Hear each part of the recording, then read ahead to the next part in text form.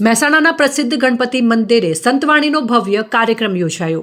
કલાકારોએ દોહા, છંદ, ભજનોની સરવાણી વહાવતા શ્રોતાઓ ઝૂમી ઉઠ્યા હતા. મહેસાણામાં ઉદાસીન આશ્રમ તરીકે પ્રચલિત ગણપતિ મંદિરે દર વર્ષે ગણેશ ઉત્સવ દરમિયાન દેશ વિદેશમાં ખ્યાતિ પ્રાપ્ત કલાકારોના સંતવાણી અને ડાયરાનું ભવ્ય આયોજન કરવામાં આવે છે, જ્યાં 5 દિવસ સુધી રોજ રાત્રે જુદા જુદા કલાકારો દ્વારા દોહા, છંદ અને ભજનોની સરવાણી વહાવવામાં આવે છે. કલાકારોની જો વાત કરવામાં આવે તો એક પણ કલાકાર એવા નથી કે જે મહેસાણાના ગણપતિ મંદિરના સંતવાણી કાર્યક્રમમાં ન આવ્યા હોય. નિરંજન પંડ્યાથી લઈને પ્રાણલાલ વ્યાસ, દિવાળીબેન ભીલ, દમયંતી બરડાઈ, હેમંત ચૌહાણ, કરસન સાગઠિયા, ભીખુદાન ગઢવી, ધનરાજ ગઢવી, સુખદેવ ગઢવી, જીતુ દ્વારકાવાળા, શહાબુદ્દીન રાઠોડ સહિતના ટોચના કલાકારો અહીંયા પોતાની વાણીને પવિત્ર કરી ચૂક્યા છે. મહેસાણા ગણપતિ મંદિર સયાજીરાવ ગાયકવાડ વખતની પરંપરા છે. પહેલાં સયાજીરાવ ગાયકવાડ એમનો પોતાનો રાજમહેલની અહીં આગળ બનાવવાનું ચાલુ કર્યું. એ વખતે નિરંજનદાસ ગુરુઅત્તરદાસનું આગમન થયું હતું. પછી મંદિરનું નિર્માણ ચાલુ કર્યું. એ પોતે મરાઠા પરિવારમાં જન્મેલા અને સયાજીરાવ પોતે પણ મરાઠા સાથે સંલગ્ન છે. તો એમના ઈષ્ટદેવ છે ગણપતિ દાદા, તો એમને પણ ગણપતિ મંદિરની અંદર, નિજ મંદિરની અંદર એમનું પણ યોગદાન રહ્યો. ને એ વખતની પરંપરા દર વર્ષે ગાર્ડ ઓફ ઓનર સાથે ભગવાનને પોલીસ પરેડ દ્વારા સલામી આપીને ભગવાનના વધામણા કરવામાં આવે છે, પ્રાર્થના કરવામાં આવે છે. વિઘ્ન હરતા દે, બધાના વિઘ્નો દૂર કરે એવી ગણપતિ મંદિર તરફથી પ્રાર્થના હોય છે. ગુજરાતમાં એક જ એવું મંદિર છે કે જેને ગાર્ડ ઓફ ઓનર દ્વારા ગવર્મેન્ટ તરફથી આપવામાં આવતી. અત્યારે હાલે પણ એ પરંપરા ચાલુ છે. મહેસાણા ગણપતિની અંદર 1981-80 આજુબાજુ ગણેશ મહોત્સવ આમ તો ચાલે છે ઘણા સમયથી, પણ સંતવાણીનું પરંપરા બાબુપુરી આવ્યા અને ગણેશદાસ બાપુ અહીં આગળ 75 આજુબાજુ ગણેશદાસ બાપુનું આગમન થયું. એના પહેલાં નિજ મંદિરની અંદર નાના મંડળો સાથે પણ અહીં આગળ અમારે નાના મોટા ભજનો પણ થતા. પણ સ્ટેજ પ્રોગ્રામની અંદર કાનદાસ બાપુ, નારાયણ સ્વામી, પ્રાણભાઈ અને ગુજરાતના ખ્યાતનામ કલાકારો ભીખુદાનભાઈ છે અને બધા જ કલાકારો અહીં પોતાની વાણી પવિત્ર કરે છે. પોતાની એક એવું સ્થાન એવું છે મહેસાણા ગુજરાતની અંદર કે જે ગણપતિ ઉત્તર ગુજરાતની અંદર ગણપતિ દાદા બિરાજમાન છે, ત્યાં પોતાની વાણી પવિત્ર કરવા લોકો આવે છે કે અમારી ઉપર ભગવાન જીવ ઉપર મા સરસ્વતી અને ગણપતિના આશીર્વાદ હર હંમેશ રહે. એમના માટે અહીં ગુજરાતના ખ્યાતનામ કલાકારો આવવા માટે તડામાર તૈયારીઓ કરે. જ્યારે પ્રોગ્રામ ગણેશ મહોત્સવ આવવાનો એના પહેલાં લોકો ફોન કરે છે કે બાપજી અમારું નામ લખજો, અમારું નામ લખજો, અમારું નામ લખજો. પણ અમારા બધા દિલમાં વસેલા છે એને બધાને માન સન્માન આપીને બધાના અહીં બોલાવીએ. હિન્દુ ધર્મ અને હિન્દુસ્તાનની અંદર આ પરંપરા આપણી અકબંધ છે. કેમ કે વસુધૈવ કુટુંબકમ આપણી પરંપરા છે.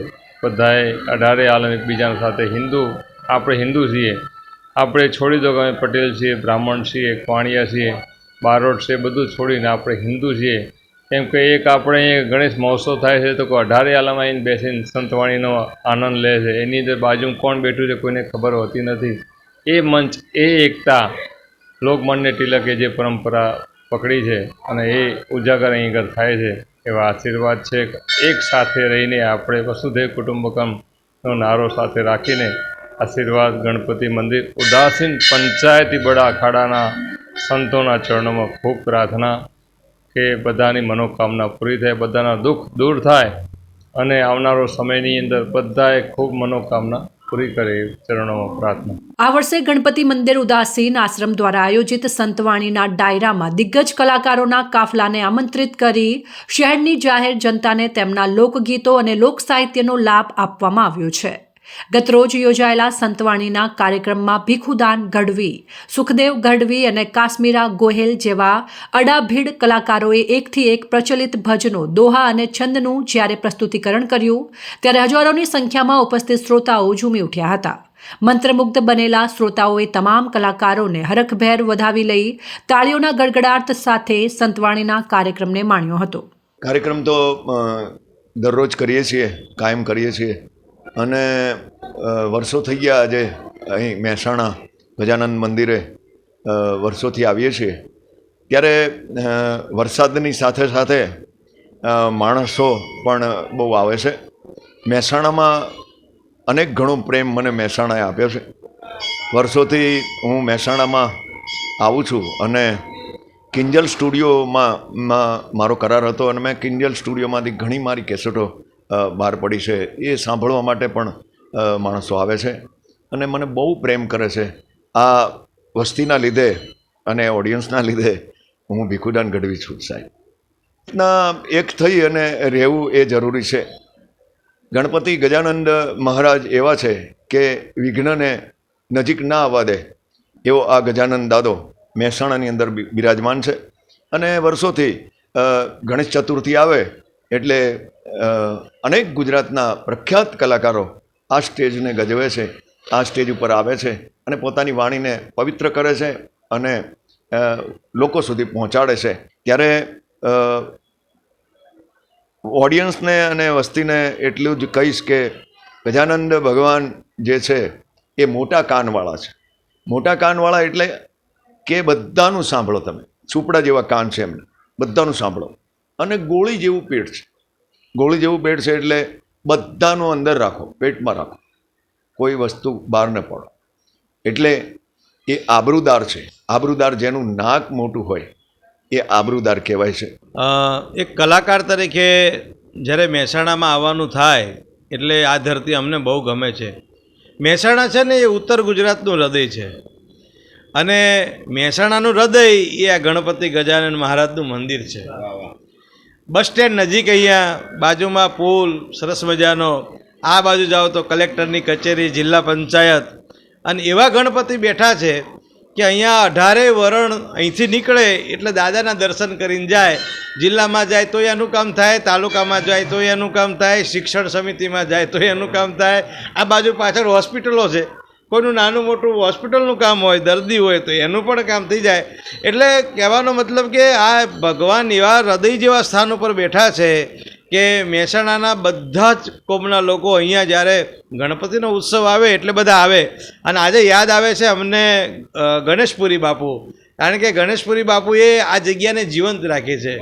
એક ફકીર જેને કહેવાય ને, ફિકર કી ફાકી કરે ઉસકા નામ ફકીર, એવા ગણેશપુરી બાપુએ આ જગ્યાને જાગતી રાખી છે.